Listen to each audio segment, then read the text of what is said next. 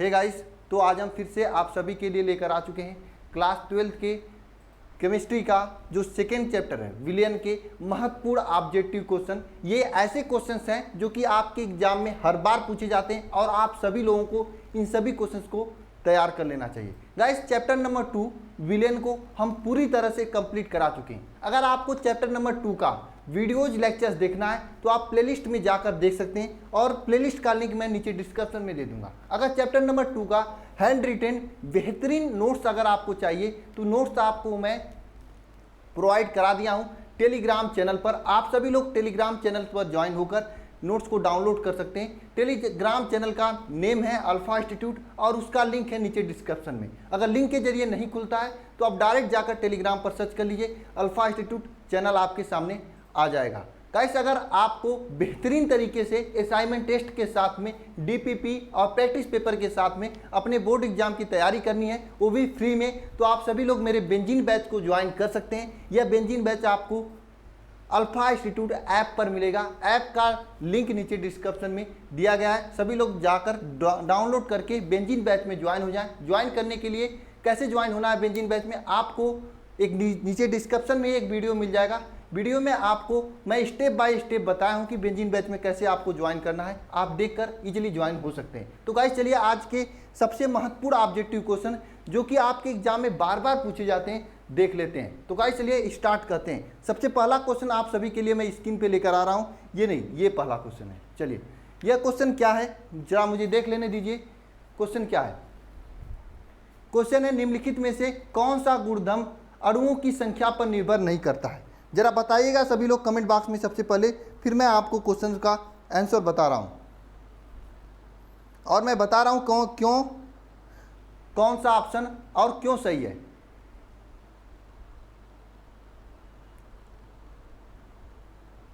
देखिए, ये क्वेश्चन जो है बहुत ही बेहतरीन क्वेश्चन है, 2018 में पूछा गया। देखिए, वे सभी गुणधर्म जो अणुओं की संख्या पर निर्भर करते हैं उसे क्या कहा जाता है? अणुसंख्य गुणधर्म कहा जाता है। अणुसंख्य गुणधर्म कहा जाता है। अणुसंख्य गुणधर्म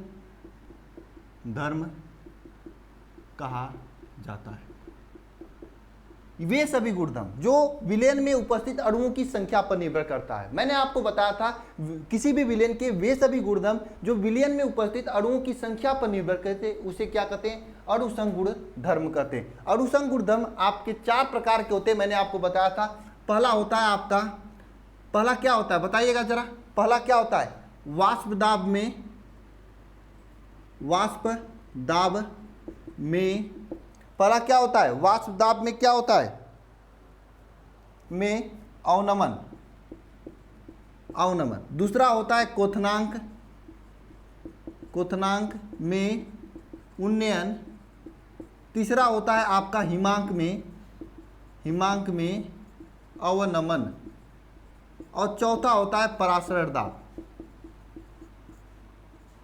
अब देखिए, ये 4 गुण ऐसे होते हैं जो कि किसी भी विलयन में उपस्थित द्रवों की संख्या पर निर्भर करते हैं। यहां पे देखिए 3 ऑप्शन तो यही दिया है, वाष्प दाब में अवनमन दिया है और हिमांक में अवनमन दिया है और परासरण दाब। लेकिन एक ऑप्शन दिया है पृष्ठ तनाव, जो कि गलत ऑप्शन है। ये गलत है क्योंकि पृष्ठ तनाव अणुओं की संख्या पर निर्भर करता है। चलिए नेक्स्ट क्वेश्चन की ओर चलते हैं। नेक्स्ट क्वेश्चन क्या है? निम्नलिखित में से कौन सा गुणधर्म अणुसंख्य गुणधर्म है? सेम क्वेश्चन है, इसमें से कौन सा अणुसंख्य गुणधर्म है?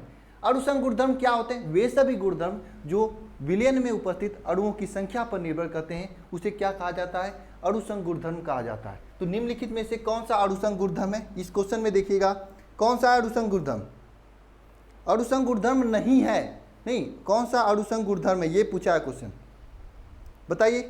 तो मैंने आपको बताया ये 4 अणुसंख्य गुणधर्म होते हैं जिसमें से परासरण दाब आपके अणुसंख्य गुणधर्म होगा और जो पृष्ठ तनाव दिया है, सान्यता दिया है और प्रकाशिक संक्रियता होता है, ये सभी अणुसंख्य गुणधर्म नहीं है। क्यों नहीं है भैया? और कोई पूछ दे, क्योंकि ये अणुओं की संख्या पर निर्भर नहीं करते हैं। चलिए नेक्स्ट क्वेश्चन की ओर चलते हैं जो कि ऑब्जेक्टिव क्वेश्चन आप सभी के लिए इंपॉर्टेंट क्वेश्चन है। देखिए, आप लोग ऑब्जेक्टिव पर विशेष ध्यान दीजिए क्योंकि गवर्नमेंट और आपके एग्जाम में कोई भी गवर्नमेंट एग्जाम हो चाहे आपके बोर्ड एग्जाम हो, वहां पर ऑब्जेक्टिव क्वेश्चन पूछे जाते हैं और आगे आपको ऑब्जेक्टिव ही देखने को मिलेंगे, ठीक है। और ऑब्जेक्टिव पर आपको ज़्यादा फोकस करनी चाहिए ताकि आप लोगों की प्रैक्टिस अच्छी रहे, ठीक है।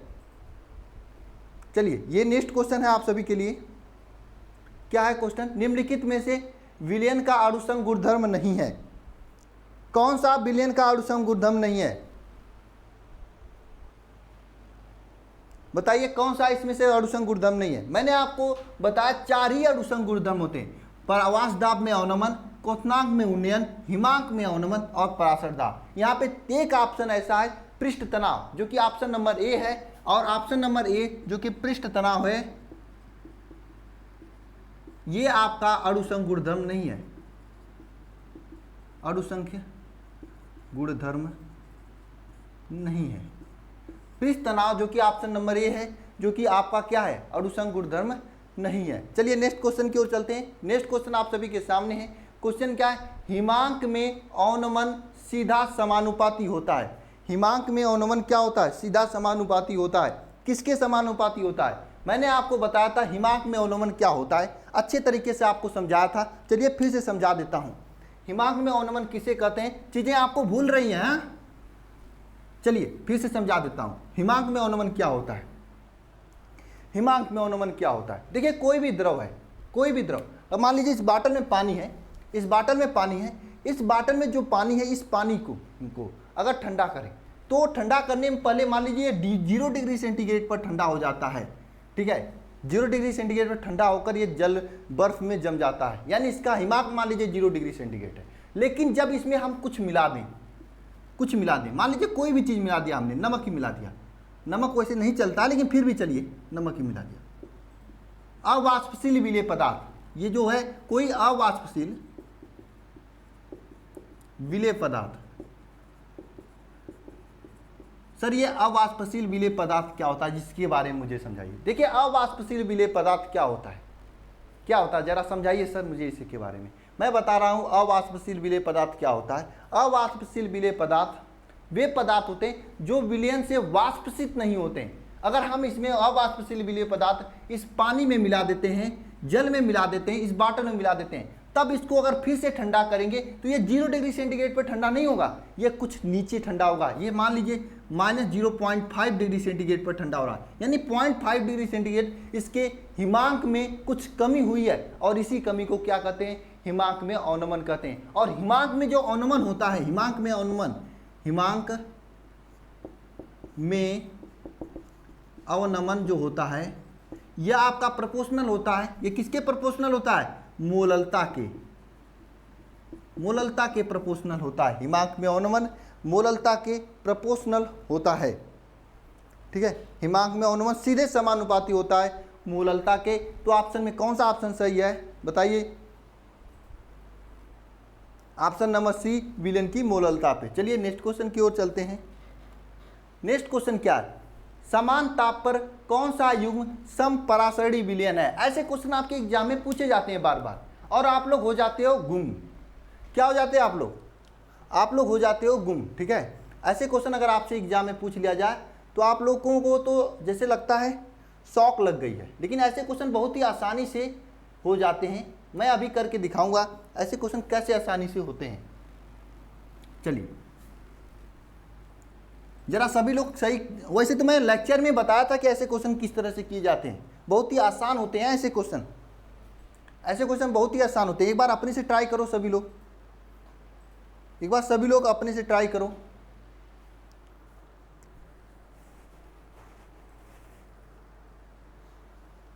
एक बार सभी लोग अपने से ट्राई करो। नहीं हुआ? देखिए ऐसे क्वेश्चन क्या है जहां पे समपरासरणी विलयन पूछ दे, किसका पराशर दाब अधिक होगा, किसका क्वथनांक अधिक होगा, या किसका हिमांक में अवनमन अधिक होगा, ऐसा क्वेश्चन अगर पूछ दे तो आपको सीधे यह देखना है किसमें आयनों की संख्या अधिक है। ऑप्शन को देखते हैं, ऑप्शन 4 है आपके सामने। इसमें पूछा समपरासरणी युग्म है। समपरासरणी युग्म ऐसे दो विलयन जिनकी पराशर दाब समान हो। समपरासरणी युग्म से मतलब क्या है? ऐसे दो विलयन जिनके पराशर दाब समान हो। यहाँ पे जो ऑप्शन दिए हैं आप सभी को, कैसे पता करोगे कि इसमें से किसके पराशर दाब समान है? मैं लेक्चर के दौरान आपको बताया था। देखिए इसमें सभी के आयनों की संख्या देखोगे, जिसमें आयनों की संख्या समान होगा उनका पराशर दाब समान होगा। जैसे पहला वाला ऑप्शन देखिए, पहला वाला ऑप्शन क्या है? 0.1 m NaCl है तथा 0.1 m Na2 SO4 है, 0.1 m NaCl है तथा 0.1 m Na2SO4 है। अब इस ऑप्शन में देखोगे तो देखिए NaCl में कितने आयन है, अरे यार आयन नहीं गिन पा रहे हो, इसमें देखिए एक यह हुआ एक यह, मतलब 2 आयन है। अब Na2SO4 में कितने आयन है, देखिए 2 तो यह हो गया प्लस एक यह, मतलब 3 आयन है, ठीक है। यानी यहाँ पे 2 यहाँ पे 3, ये गलत ऑप्शन नहीं सही होगा। सेकेंड ऑप्शन में देखो यूरिया दिया है, सेकेंड ऑप्शन में यूरिया दे दे, फैक्ट्रोट दे दे, शक्कर दे दे, तो ऐसी चीज आयनित नहीं होते हैं। इसलिए ये 2 ऑप्शन सेकेंड और थर्ड ऑप्शन को आपको देखना ही नहीं है, क्योंकि ये दोनों सही हो ही नहीं सकते हैं, क्योंकि आपको अवाष्पशील वो भी विलेय पदार्थ होते हैं चाहिए। यहाँ पर आपको कैसा चाहिए, अवाष्पशील तथा विलेय पदार्थ चाहिए, ठीक है। लास्ट ऑप्शन देखिए, लास्ट ऑप्शन क्या है, डी वाला ऑप्शन। सेकेंड और थर्ड नहीं देखना है, क्योंकि यहाँ पर यूरिया दिया हुआ है, क्योंकि यहाँ पर यूरिया दिया हुआ है, ठीक है। यूरिया आयनित नहीं होता, इसलिए सेकेंड ऑप्शन नहीं देखना है। लास्ट ऑप्शन देखिए, लास्ट ऑप्शन क्या है, 0.1 m CaNO3 ट्वाइस तथा 0.1 m Na2SO4। क्या है, 0.1 m CaNO3 ट्वाइस तथा 0.1 m Na2SO4, Na2SO4 है, ये ऑप्शन है। अब आइए इसको देखते हैं, इसमें देखिए कितने आयन हैं, इसमें देखिए एक तो 2 यह हो गए और एक यह, कुल मिला के 3 आयन है। यहाँ पे देखिए, यहाँ पे क्या 2 यह है और एक यह, 2 यह है एक यह भी 3 आयन है, मतलब ये समपराशनीय युग्म कौन सा होगा, ऑप्शन नंबर डी सही होगा। समझ में आया आप लोगों को कौन सा ऑप्शन सही होगा और क्यों सही होगा। जिसमें आयनों की संख्या समान वे समपराशनीय होंगे, जिसमें आयनों की संख्या अधिक उनका पराशर दाब अधिक होगा। ऐसे क्वेश्चंस आगे आपको देखने को काफ़ी मिलेंगे और एग्जाम में भी देखने को मिलेंगे। तो आपको ऐसे क्वेश्चन में कुछ भी कंसेप्ट नहीं जिसमें भाई आयनों की संख्या समान है वह समान आंसर, जिसमें आयनों की संख्या सही नहीं है वह गलत आंसर, ठीक है। देखिए इसमें ये क्वेश्चन देखिए, इसमें किसका पराशर दाब अधिक है, क्या बताने की जरूरत है। देखिए इसमें जिसमें आयनों की संख्या अधिक होगा उसका पराशर दाब क्या होगा, बताइए जरा। जिसमें आयनों की संख्या अधिक होगा उसका पराशर दाब अधिक होगा, जिसमें आयनों की संख्या अधिक उसका पराशर दाब अधिक होगा। देखिए पहला ऑप्शन है NaCl, क्या है NaCl ऑप्शन है, पहला ऑप्शन क्या है NaCl, ये ना NaCl है। NaCl में कितने आयन हैं, 2 आयन है, एक Na एक Cl। दूसरा ऑप्शन देखिए, दूसरा ऑप्शन क्या है BaCl2, इसमें कितने आयन है, एक यह एक 2 यह, मतलब 3 आयन है। तीसरा ऑप्शन क्या है NaNH4 थ्राइस PO4, इसमें कितने आयन है, एक PO4 वाला एक 3 यह, कुल मिला के 4 आयन है, ठीक है। इसमें कितने आयन है Na2SO4, कितने आयन है बताइए कमेंट बॉक्स में, एक यह 2 यह, कुल मिला के 6 आयन है। तो यहाँ पे सही कौन सा ऑप्शन होगा जरा बताइए। सही ऑप्शन आपका ऑप्शन नंबर सी होगा, क्योंकि यहाँ पे 4 आयन है। बात समझ में आई। जिसमें आयनों की संख्या अधिक वह क्या होगा, उसका पराशर दाब अधिक होगा, ठीक है। आयनों की संख्या गिनने तो आता है, आयनों की संख्या का मतलब देखिए 1 2, यहाँ पे 1 और 2 या 3, यहाँ पे देखिए 3 या 1 4, एक देखिए 2 या 1 या, सॉरी 6 नहीं होगा, ये 3 होगा भाई। कैसे 3 होगा भाई, 2 या 1 या 3 होगा, ठीक है, गलती होगी, मैं 4 देख लिया उसको ऑक्सीजन को, ठीक है, क्योंकि SO4 एक यूनिट होता है, ठीक है। चलिए नेक्स्ट क्वेश्चन है, नेक्स्ट क्वेश्चन है इसमें से किसका वाष्प दाब, विलेन का वाष्प दाब किसका न्यूनतम होगा, जरा बताइए किसका न्यूनतम होगा। अब यहाँ पे आयनों की संख्या देखेंगे, जिसमें आयनों की संख्या कम वो उसका न्यूनतम होगा, जिसका आयनों की संख्या जिसमें कम होगा वही न्यूनतम होगा। देखिए यहाँ पर क्या है, पहला Ga 0.1 m barium chloride, barium chloride है मतलब BaCl2 यह है। दूसरा ऑप्शन है आपका 0.1 m फिनाल, देखिए फिनाल हो, सुक्रोज हो, ग्लूकोज, ऐसे ये से क्या होते हैं आयनित नहीं होते, इसलिए इनको नहीं लेंगे। तीसरा ऑप्शन क्या है सुक्रोज, इसलिए इसको भी नहीं लेंगे क्योंकि ये भी आयनित नहीं होता है। चौथा ऑप्शन 0.1 m NaCl। अब ये क्वेश्चन जो है आपके कॉम्पिटिटिव एग्जाम में भी बनते हैं। मैं अभी 1-2 महीने बाद आपको यहाँ पर BHU BSc वगैरह या फिर जो आपके BSc entrance exam, NDA NEET, इन सभी की तैयारी कराने वाले हैं अलग अलग टीचर्स के द्वारा। वहाँ पे देखना आप लोग, अगर आप लोगों को करनी है तब करना, ये नहीं कि केवल वीडियो के लिए। यहाँ पर वही स्टूडेंट करना तैयारी उस समय जिनको वाकई में कुछ बनना है। अगर आपके अंदर जीत और जुनून है, आपको अगर कुछ बनना है तो जरूर ज्वाइन करना क्लासेज, वो भी फ्री में होगा, ठीक है। न्यू चैनल पर होगा, सब चीज़ें आपको बता दी जाएंगी, ठीक है। तो देखिए उसमें ऐसे क्वेश्चन बनते हैं। यहाँ पे देखिए कितने आयन है, एक या दो या तीन आयन है। यहाँ पे कितने, एक या और एक या दो आयन। तो इसमें किसका पराशर दाब न्यूनतम होगा, वाष्प दाब किसका न्यूनतम होगा, जिसमें आयनों की संख्या कम होगी। आयनों की संख्या किसका वाष्प दाब न्यूनतम होगा, बताइए जरा बताइए।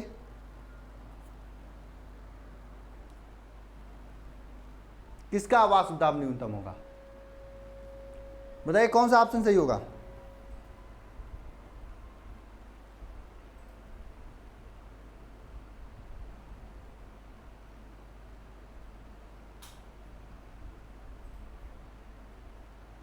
कौन सा ऑप्शन सही कर रहे हो आप लोग। कुछ लोग कर रहे हैं सर ऑप्शन नंबर डी सही होगा, नहीं ऑप्शन नंबर ए सही होगा। यहाँ पे देखिए अगर आपसे पूछता निम्न में से किसका वाष्प दाब में, देखिए ऐसे ही क्वेश्चन ट्रिक के जरिए पूछा जाता है। अगर आपसे पूछता निम्न में से किसमें वाष्प दाब में अवनमन सबसे अधिक होता है, किसका वाष्प दाब में अवनमन सबसे अधिक होता है, अगर ऐसे क्वेश्चन आपसे पूछता तब आपका ऑप्शन नंबर ए सही होता, या तब आपका ऑप्शन नंबर ये सही होता है, डी वाला। बात नहीं समझ में आई। अगर आपसे पूछे कि वाष्प दाब में आपेक्षिक अवनमन किसका अधिक है, तब आपका ऑप्शन नंबर डी सही होगा, जो कि आप लोग दे रहे हो। लेकिन ऑप्शन नंबर ए यहाँ पे सही होगा, क्योंकि देखिए इसमें आपेक्षिक अवनमन सबसे अधिक होगा। BaCl2 में अणुओं की संख्या अधिक है, मतलब यहाँ पे वाष्प दाब में आपेक्षिक अवनमन अधिक होगा। जब अधिक होगा तो इसी का वाष्प दाब में न्यूनतम होगा ना, जिसमें जितना कमी होगा उतना ही न्यूनतम होगा ना मान। तो ऑप्शन नंबर ए सही होगा। चलिए नेक्स्ट क्वेश्चन, ये क्वेश्चन अच्छा है, टिक मार लीजिएगा सभी लोग। नेक्स्ट क्वेश्चन क्या है, नेक्स्ट क्वेश्चन क्या है, निम्नलिखित के जलीय विलयन में किसका क्वथनांक सर्वाधिक है। अब देखिए इसमें से दो ऑप्शन तो आपको देखना नहीं है, पहला और चौथा। फर्स्ट ऑप्शन में सुक्रोज है, फोर्थ ऑप्शन में आपका क्या है यहाँ पर फर्स्ट ऑप्शन में आपका ग्लूकोज है, फोर्थ ऑप्शन में सुक्रोज है। तो ग्लूकोज और सुक्रोज वाला ऑप्शन आपको देखना ही नहीं है, आपको उसे पढ़ना ही नहीं है। ग्लूकोज और सुक्रोज वाला ऑप्शन पढ़ना क्या है, थर्ड और सेकेंड। देखिए इसमें पूछा है किसका क्वथनांक सर्वाधिक होगा। अब ये देखना किसमें आयनों की संख्या सर्वाधिक है, जिसमें सर्वाधिक आयनों की संख्या होगा उसका क्वथनांक अधिक होगा। अब देखिए NaCl के, देखिए इसमें दो आयन है, Na और Cl। NaCl में दो आयन है ना, दो आयन, एक Na और एक Cl, ठीक है। जबकि यहाँ पर CaCl2 है, यहाँ पे आपके तीन आयन है, एक Ca 2 Cl2, तीन आयन है। तो ये ऑप्शन नंबर सी सही होगा, ठीक है। अब देखिए 70 नहीं, नेक्स्ट क्वेश्चन देखिए। नेक्स्ट क्वेश्चन क्या है, नेक्स्ट क्वेश्चन क्या है बताइए इसका सही जवाब।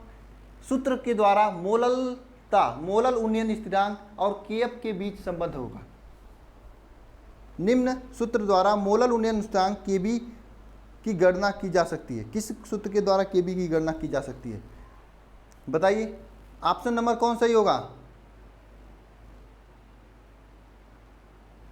Kb is equal to option number A सही होगा। मैंने आपको बताया कि इसका ऑप्शन नंबर ए सही होता है। ये सूत्र है, याद कर लो, नहीं पढ़े हो तो लेक्चर देख लो, इसमें आपको क्या समझाऊं मैं, बताइए।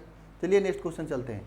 नेक्स्ट क्वेश्चन आपके लिए भी वही है क्वेश्चन, निम्न में से किसका पराशर दाब सर्वाधिक है, किसका पराशर दाब सर्वाधिक है, ये भी आप सभी के लिए क्वेश्चन है। बताइए जरा किसका पराशर दाब सर्वाधिक होगा। अब जिसमें आयनों की संख्या अधिक होगा, जैसे पहला ऑप्शन है KCl, दूसरी इसमें कितने आयन है, KCl में कितने आयन है, KCl में दो आयन है। दूसरा ऑप्शन है NH4 थ्राइस PO4, इसमें कितने ऑप्शन है, तीन, एक चार, चार ऑप्शन है, चार आयन है। तीसरा ऑप्शन क्या है BaCl2, इसमें तीन आयन है, चार आयन। देखिए इसमें सर्वाधिक आयन कौन है, ये वाला, चौथा वाला, तीसरा वाला, सेकेंड वाला ऑप्शन।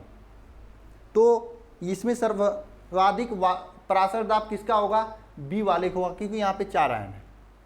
चार आयन से मतलब क्या है, तीन या एक या चार आयन, ठीक है। चलिए नेक्स्ट क्वेश्चन चलते हैं। अब ये देखिए नेक्स्ट क्वेश्चन आप सभी के सामने है, जो कि क्या है, निम्नलिखित में से पराशर दाब सर्वाधिक किसका होगा। सेम क्वेश्चन है, सेम क्वेश्चन है जो कि आपके 2018 में पूछा गया था। नेक्स्ट वाला ऊपर वाला 2014 में पूछा गया था। ये क्वेश्चन देखिए 2014 में पूछा गया था, और ये क्वेश्चन आपके 2018 में पूछा गया था। सेम क्वेश्चन है, बस लिखने की तरीका अलग है। और सिस्टम अलग है। बोलिए हो जाएगा ये क्वेश्चन? सही जवाब इसका कमेंट बॉक्स में कमेंट कीजिए। चलिए नेक्स्ट क्वेश्चन चलते हैं। अब देखिए यहाँ से दूसरे टाइप के क्वेश्चंस हैं। मैं ऐसे क्वेश्चंस को जो सेकेंड टाइप के हैं उन सभी क्वेश्चंस को मैं अगली बार कराऊंगा, जो कि मोलरता और मोललता पर आधारित क्वेश्चन है, ठीक है। तो आप सभी लोग परेशान मत होना, उन सभी क्वेश्चंस को मैं अगली बार कराऊंगा, किसी नेक्स्ट लेक्चर में करा दूंगा, ठीक है, बेहतरीन तरीके से ना। चलिए तो मिलते हैं नेक्स्ट लेक्चर में। सभी को बहुत बहुत धन्यवाद, थैंक यू, ठीक है। और हाँ, क्लास में सभी लोग कंटिन्यू रहना। सैटरडे संडे 2 दिन क्लासेज मैं आपको यहाँ रहता हूँ, लेकिन इस बार आप रहेगी क्योंकि आगे आपके रक्षाबंधन वगैरह है, ठीक है। इसके बाद जो होगी क्लासेज डेली हर सप्ताह के 6 दिन चलेंगे। संडे को बस आपका टेस्ट होगा। टेस्ट के लिए सभी लोग तैयार रहना, जल्दी आपका टेस्ट होगा। जल्दी का मतलब नेक्स्ट वीक में, ठीक है। 20 के बाद आपका टेस्ट होने स्टार्ट हो जाएगा। इसलिए आप सभी लोग पहले से ही अल्फा इंस्टीट्यूट ऐप को डाउनलोड करके गुलाम बैच और बेंजीन बैच में ज्वाइन हो जाइए। तो मिलते हैं नेक्स्ट लेक्चर में। सभी को बहुत बहुत धन्यवाद, थैंक यू।